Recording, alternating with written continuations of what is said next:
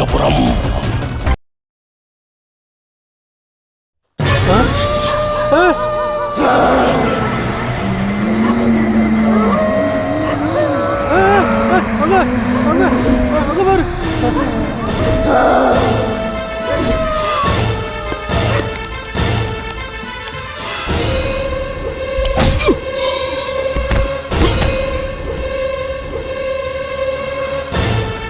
யாரு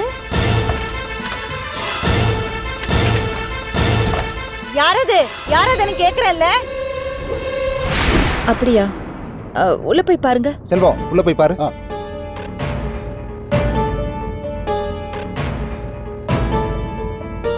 ஐயா, யாருமே இல்லையா? என்ன மாமி, என்ன படுக்க போகும்போது கதவை திறந்து வச்சுட்டு படுத்தீங்களா? வெளியில போன ஹேமா திரும்பி வருவாளேன்னு கதவை திறந்து வச்சிருந்தேன். நான் வெளியில போயிருந்தா உள்ள எப்படி மாமி தூங்கிட்டு இருப்பேன்? நான் இன்னைக்கு டயர்டா இருந்ததுனால கொஞ்சம் சீக்கிரமாவே தூங்கிட்டேன். என்ன மாமி இதெல்லாம்? படுக்க போகும்போது கதவெல்லாம் சாத்தி படுக்க மாட்டீங்களா? இப்படியா பொறுப்பு இல்லாம நடந்துக்கிறது? போங்க, போய் எல்லாம் படுங்க. செல்வம், போகும்போது கதவெல்லாம் சாத்திட்டு போ. சரிங்க. இந்த மாமியால என்னோட தூக்கமே போச்சு.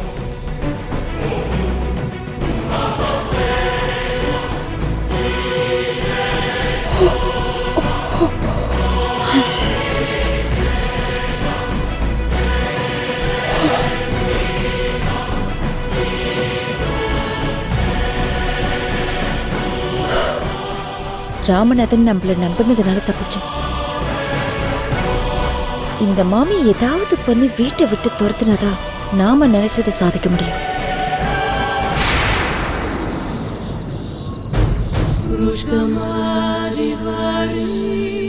டேய், அண்ணன் எதுக்கு வர சொல்லியிருப்பாரு? தெரிலடா.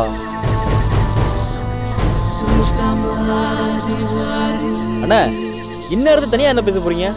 வீட்டுக்குள்ள பேச முடியாத விஷயத்த வெளியில அது ஒரு ரகசியமா தான் பேச முடியும். என்ன விஷயம் சொல்லுங்கண்ணே. டேய், எனக்கு விசுவாசமா இருப்பீங்கல்ல? ஏன்னா உங்களுக்கு இந்த சந்தேகம் அடிக்கடி வருது? நான் நினைச்சதை அடையிறதுக்கு தடைங்கள்லாம் வரும்போது இந்த சந்தேகம் எனக்கு வரதான் செய்யும். இப்போ என்னென்ன தடை வந்துருச்சு? காணாம போன ராகவ் திரும்ப வந்துட்டான். அண்ணா, அவங்கள நான் கூட்டிட்டு வரல. கம்பு சித்தம் கூட்டிட்டு வந்து என் ஆசையில மண்ணள்ளி போட்டான்டா. சரிண்ணே, இப்போ நாங்க என்ன செய்யணும்? ராகவ் இன்னைக்கு வந்துட்டான். ஆனா மறுபடியும் நிச்சயம் ஒரு நாள் காணாம போவான். அப்போ நான் சொன்னேங்கிறதுக்காக அவனை தேடி பிடிச்சி இங்க கூட்டிட்டு வந்துடாதீங்க. அவனை பார்த்தா நாங்க என்ன செய்யணும்? அதான் ஃபோனில் ஏற்கனவே சொல்லியிருக்கேன்ல. அவனை பார்த்த உடனே அதர் ஸ்டேட் லாரியில் ஏற்றி விடுங்கன்னு சொல்லியிருக்கேன்ல. சரிண்ணே. அப்படி செஞ்சிட்டிங்கன்னா உங்கள் 2 பேருக்கும் சிறப்பான சன்மானம் உண்டு. இப்போ போங்க. சரிண்ணே, வரண்ணே.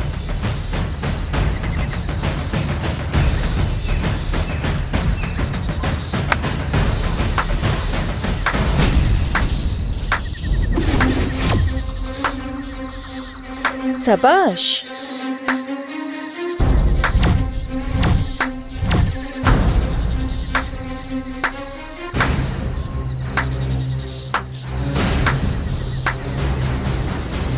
என்ன படி அழுக்கிற முதலாளிக்கே துரோகம் பண்ண பாக்குறியா? நான் ஒன்றும் எனக்காக செய்யலைங்க. ராகவை பார்க்கும் போதெல்லாம் எங்க முதலாளி ரத்த கண்ணீர் வடிக்கிறாருங்க. அதை பார்த்துட்டு என்னால எப்படிங்க சும்மா இருக்க முடியும்? பாவம், புள்ளிமான அழுதுச்சுன்னு புலி ஐயோ பாவம்னு வருத்தப்பட்டுச்சான். யார்கிட்ட கதை விடுற?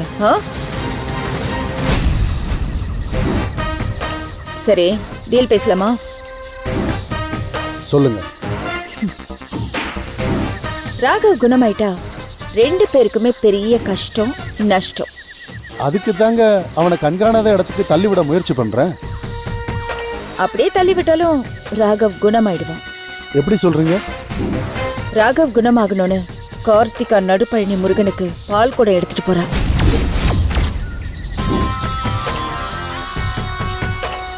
முருகனுக்கு பால் குடமா? அப்போ ராகவ் குணமாயிடுவானே. இப்ப என்ன பண்றது? விடிஞ்ச கார்த்திகா பால் குடத்தோட கிளம்பிடுவான். அதை தடுக்கணும். எப்படி தடுக்கிறது? யோசி. எல்லாத்தையும் நானே சொல்லிட்டா எப்படி?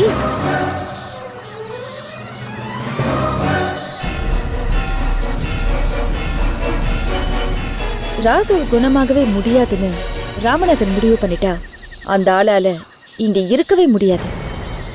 இப்பவே மனுஷன் நொந்து போய் தாங்க கிடக்குறாரு. சோ ராமநாதன் வீட்டை விட்டு போயிட்டா நீங்க மறுபடியும் சொத்தை நிம்மதியா அனுபவிக்கலாம். ராமநாதன் வந்ததுல இருந்து நெஞ்ச நிமித்தி நடக்கவே முடியலங்க. கார்த்திகாவை காலி பண்ணா நீ நினைச்சது எல்லாமே நடக்கும். காலி பண்றேன். ஆமா, நாங்க பேசிட்டு இருந்ததை நீங்க எப்படி கண்டுபிடிச்சீங்க? என் ரூம் ஜன்னல் வழியா பார்த்தப்ப நீங்க பேசிட்டு இருந்தது தெரிஞ்சது. இந்நேரம் கண்டிப்பா நல்லது செய்யறத பத்தி பேச மாட்டீங்கன்னு தெரியும். அதனாலதான் வந்தேன். நீங்க புத்திசாலி தான்.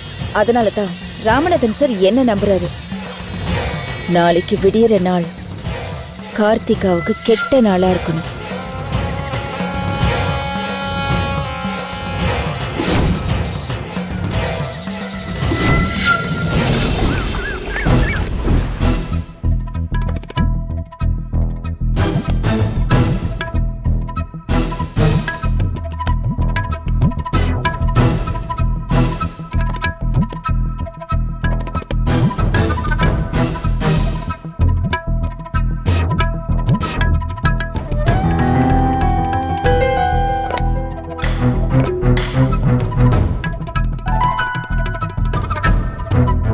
அப்பா, என்னப்பா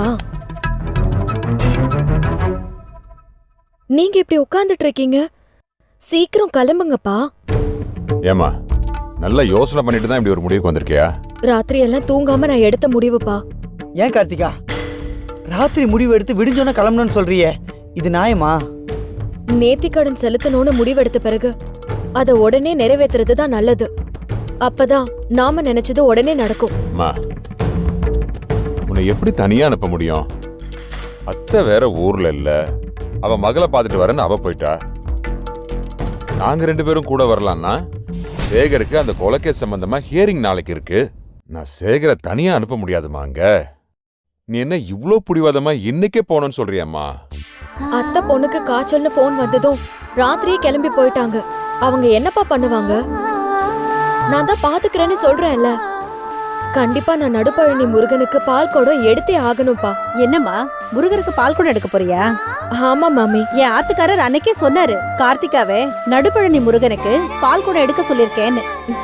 முருகனுக்கு பால் கூட எடுத்துட்டு போறதுக்கு ரொம்ப கொடுத்து வச்சிருக்கணும். ஆனா என் கவலைய புரிஞ்சுக்கவே மாட்டேங்கிறாளாமா. என்னன்னா, இப்ப முருகனுக்கு விசேஷம் எதுவும் இல்ல, வேண்டுதல் எதுவும் நடக்காது. ஆளுங்க நடமாட்டமே நடுப்பழனி கோயில்ல இருக்காதேம்மா. ஆளுங்க எதுக்குப்பா? பால் கூட ரூபத்துல முருகன் என் கூடவே வருவாரு. கார்த்திகா, ஒரு 2 நாள் கழிச்சு போனா நானும் உன் கூட வருவேன்ல. கடவுள் காரியத்தை தள்ளி போடக்கூடாது சேகர். ஏமா நீ தனியாவா போற? அதனால தானே பயப்படுறேன். காமாட்சி வேற இப்ப ஊர்ல இல்ல. அப்பா, ஒரே மனசோட என்ன அனுப்பி வைங்கப்பா. வாதத்துக்கு மருந்து இருக்கு, பிடிவாதத்துக்கு ஏது மருந்து? உன் அப்பாவோட கவலையும் நியாயம் தானே கார்த்திகா? ஒரு வயசு பொண்ண எப்படி தனியா அனுப்ப முடியும்? நீங்க என்னதான் சொன்னாலும் நான் பின்வாங்க போறதில்ல. அப்படி என்னமா திடீர் வேண்டுதல்? ஒரு பழி பாவத்துக்கு நீதி கேட்டு போறேன் மாமி. தெரிஞ்சோ தெரியாமலோ ஒரு அப்பாவி ஜீவனை கடவுள் சோதிச்சுட்டு இருக்காரு. அதையும் ஒரு முடிவுக்கு கொண்டு வரதுக்காக தான் இந்த பால் குடத்தை எடுத்துக்கிட்டு பாத யாத்திரையா போறேன். கார்த்திகாவும் அந்த விஷயத்துல பாதிக்கப்பட்டிருக்கா. அதனாலதான் அவளால் அந்த விஷயத்துல அமைதியாவே இருக்க முடியலம்மா. கார்த்திகாவும் என் பொண்ணு மாதிரிதான். அவளை தனியா அனுப்புறதுல நேக்கும் கொஞ்சம் கஷ்டமா தான் இருக்கு. அப்போ முருகன் மேல உங்களுக்கு நம்பிக்கை இல்லையா மாமி? யதார்த்தமா பேசுமா. உன்னை தனியா அனுப்பிட்டு வீட்டுல இருக்கிறவாளால நிம்மதியா இருக்க முடியுமா? அண்ணா, நான் ஒன்னு சொன்னா மறுக்க மாட்டேளே. சொல்லுமா, நீ என் தங்கச்சி மாதிரி தானம்மா. கார்த்திகாவும் என் பொண்ணு அக்ஷயாவும் உசுருக்கு உசுரான தோழிகள். என் பொண்ணு வேற, கார்த்திகா வேறன்னு என்னால பிரிச்சு பார்க்க முடியாது. கார்த்திகா கூடவே நானும் போயிட்டு வரேனே.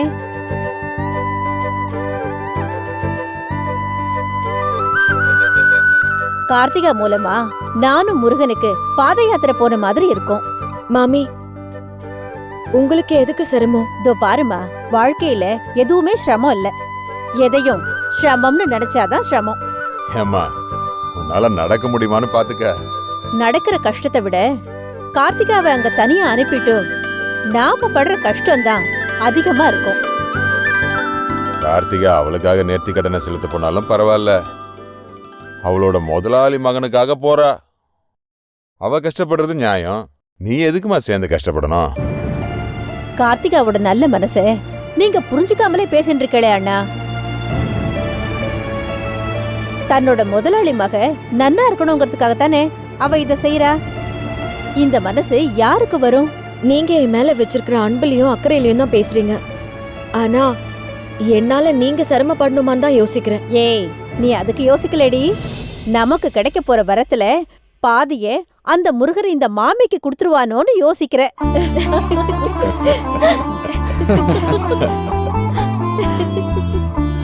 இருங்கோ, நான் போய் என் பொண்ணுண்ட ஒரு வார்த்தை சொல்லிட்டு வந்துடுறேன். நீங்க மத்த வேலையெல்லாம் பாருங்க. ரொம்ப சந்தோஷமா. அப்படியே குருக்கள் கிட்டயும் சொல்லிடுங்க, இப்பதான் எனக்கு நிம்மதியா இருக்கு. சரி சரி, நீ எல்லாத்தையும் ரெடி பண்ணுமா, நான் வந்துடுறேன். சரிங்க மாமி. சரி. வரேன்ப்பா. வாங்க.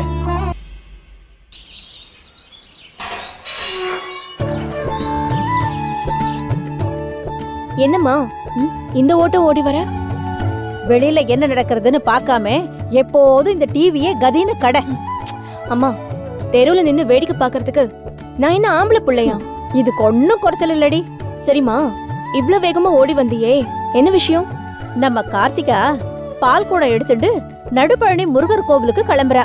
நானும் அவளுக்கு துணையா போலாம்னு இருக்கேன். அம்மா அப்பா வேற ஆத்துல இல்ல, அவர்கிட்ட சொல்ல வேண்டாமா? அவர் ஒரு நல்ல விஷயமா வெளியில போயிருக்கார். அவர் வந்ததும் நீ சொல்லிடு. நல்ல வேலைனா? நோக்கு வரன் பாக்குற விஷயமா தோதாதிரி மாமா ஆத்துக்கு போயிருக்கார். உன் புருஷனுக்கு வேற வேலையே இல்லையா? ஏண்டிமா சொல்ல மாட்டேன்.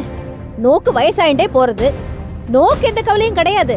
ஆனா எங்களுக்கு நோக்கு கல்யாணம் பண்ணி வைக்காம இன்னும் ஆத்துலயே வச்சுட்டு இருக்கிறத நினைச்சுண்டு நானும் உன் தோப்பனாரும் கவலைப்படாத நாளே இல்ல. இப்ப வரைக்கும் எனக்கு பிடிச்ச மாதிரி ஒரு வரணையாச்சும் காட்டினேலா? ஏண்டி விரலுக்கேத்த வீக்கமா வச்சுக்கணும்னு ஆசைப்படு. உன்னோட நினைப்பு நம்ம தகுதியை மீறினதா இருந்தா நாங்க என்ன பண்றது? இப்போ பார்க்க போற வரன் என்ன பண்றாரா? தனியார் கம்பெனில மாசம் 20,000 சம்பளம் வாங்குறாராம். 20,000மா? 20,000 வச்சுண்டு ஏன் குதிக்கிற? 10,000த்துல நான் இப்ப குடும்பம் நடத்தல. அம்மா புரியாம பேசாதம்மா. இந்த காலத்துல 20,000 ரூபாய் சம்பளம் மாசத்துக்கு பாதி நாள் தான் வரும்.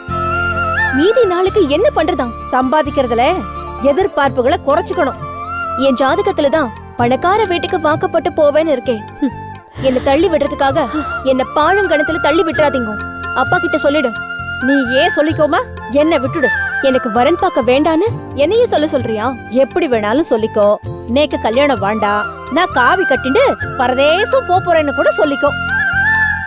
பக்கத்து ஆத்துல உன் ஃப்ரெண்டு கார்த்திகா யாரோ ஒருத்தருக்காக பால் கூட எடுத்துட்டு போறா.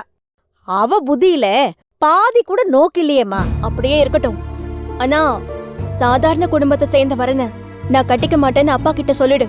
உன் விளையாட்டுக்கு நான் ஆள் கிடையாதுமா. நான் கார்த்திகா கூட போறேன், உன் தோப்புனார் வருவார், சொல்லிடு. அம்மா ச்சே.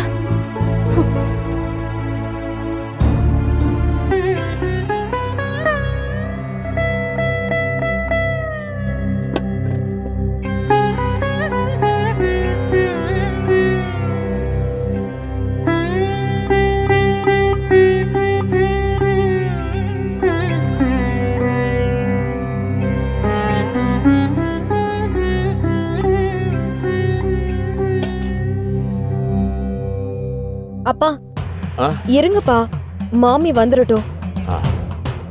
சேகர் மாமி வராங்களா பாரு. வந்துட்டாங்கப்பா. என் பொண்ணுண்ட சொன்னதும் ரொம்ப சந்தோஷம். பேஷா போயிட்டு வானுட்டா. ஆரம்பிச்சிடலாமா?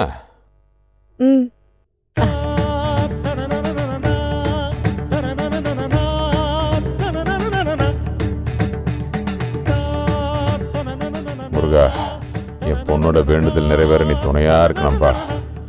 அவ நல்லபடியா போயிட்டு திரும்பி வரணும்.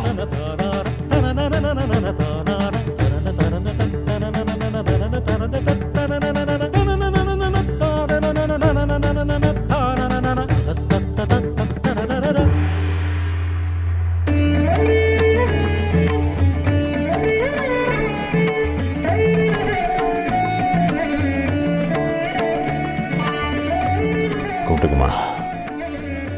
இந்தாங்க, எல்லாருக்கும் காட்டுங்க.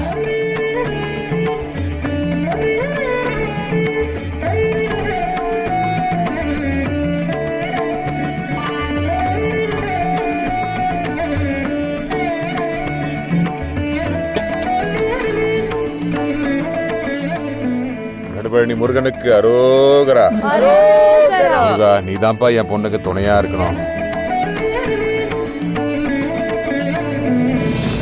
நடுபழனி முருகனுக்கு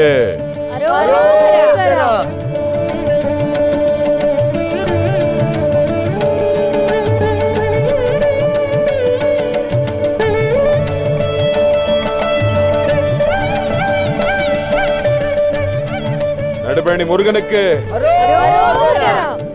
நடுபழனி முருகனுக்கு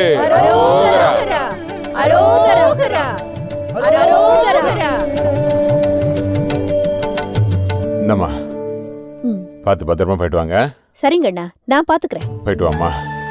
வேண்டுதல நல்லபடியா முடிச்சிட்டு வாம்மா. சரிங்கப்பா. பார்த்து கூட்டிட்டு போம்மா. சரிங்கண்ணா, போயிட்டு வரேன்ப்பா. ஆமா, போயிட்டு வரேன் சேகர். பார்த்து போயிட்டு வா. பார்த்துங்க. போயிட்டு வந்துடுறேன்.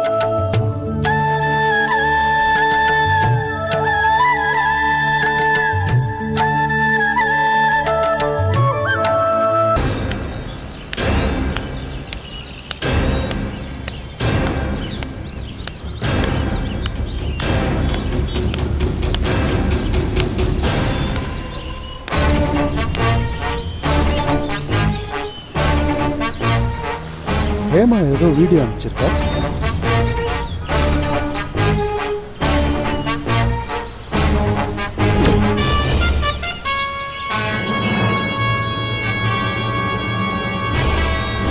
ராமநாதன் வீட்டை விட்டு போயிட்டு நீங்க மறுபடியும் சொத்தை நிம்மதியா அனுபவிக்கலாம். ராமநாதன் வந்ததுல இருந்து நெஞ்ச நிமித்தி நடக்கவே முடியலங்க. கார்த்திகாவை காலி பண்ணா நீ நினைச்சது எல்லாமே நடக்கும். நான் நினைச்சதெல்லாம் நடக்கிறதுக்கு எல்லா ஏற்பாடும் பண்ணிட்டேன்.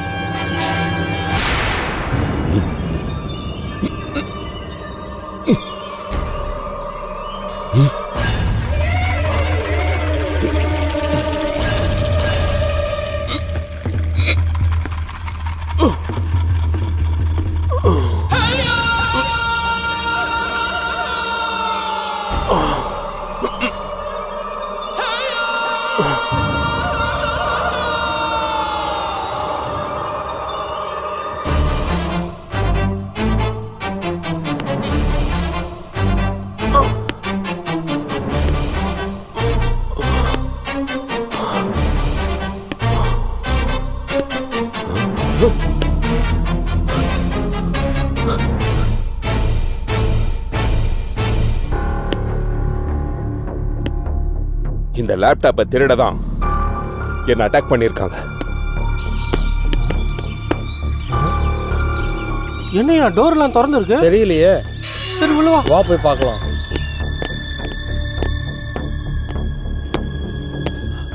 ஐயா, நீங்க எப்படி இங்க வந்தீங்க? யோ, எங்கயா போயிருந்தீங்க? நீங்க ரெண்டு பேரும் இங்க இருந்து எப்போ போனீங்க அத சொல்லுங்க. ஐயா, பேய் வந்து எங்களை பயன்படுத்துச்சுங்க ஐயா. யோ, உங்க ரெண்டு பேரும் எதுக்காக இங்க டியூட்டி போட்ட? இது கொலை செய்யப்பட்ட பொண்ணோட வீடுங்கிறதுனால தானே? இவன் ஐயா பேய பத்தி ஓவரா பில்டப் கொடுத்து என்ன பயப்பட வச்சான்.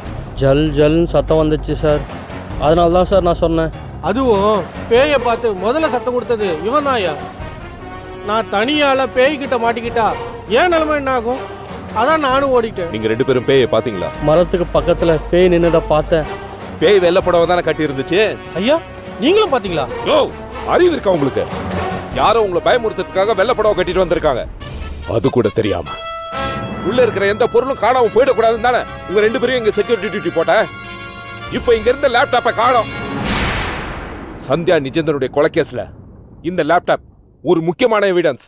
அந்த லேப்டாப்பை நாளைக்கு செக் பண்ண வரதா சைபர் கிரைம்ல இருந்து மெசேஜ் வந்திருக்கு. அதுக்குள்ள திருடு போக வச்சிட்டீங்க. ஐயா மன்னிச்சிடுங்க ஐயா. நீங்க 2 பேரும் மன்னிக்கிற மாதிரி காரியத்தை பண்ணிருக்கீங்க. போலீஸ் டிபார்ட்மெண்ட்ல அலட்சியமா இருந்தா என்ன பனிஷ்மெண்ட்னு உங்க 2 பேருக்கும் தெரியல. சஸ்பெண்ட் ஆர்டர் வரும். 2 பிசி இப்போ எங்க டியூட்டிக்கு வருவாங்க. வந்த உடனே நீங்க 2 பேரும் ஸ்டேஷனுக்கு வாங்க. ஐயா மன்னிச்சுங்க ஐயா. பேசாத. எஸ்பி ஆபீஸ்ல என்ன நடந்துச்சுன்னு சொல்லி ரிப்போர்ட் கொடுக்கணும். அங்க இருந்த ஆர்டர் வந்து உங்க வேலைக்கு ஏதாவதுன்னா அதுக்கு நான் பொறுப்பு கிடையாது.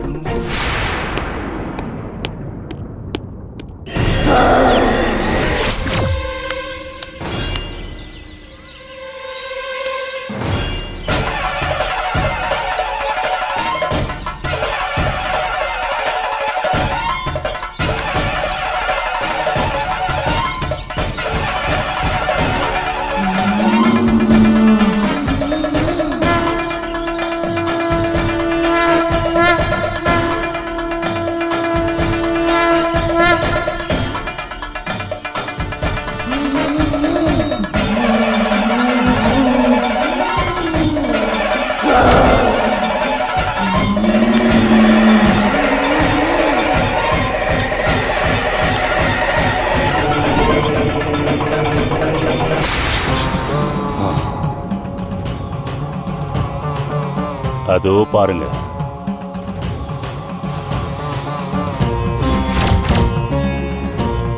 நான் தான் வர மாட்டேன்னு சொல்றேன்ல. ஒரு தடவை சொன்னா உனக்கு புரியாது.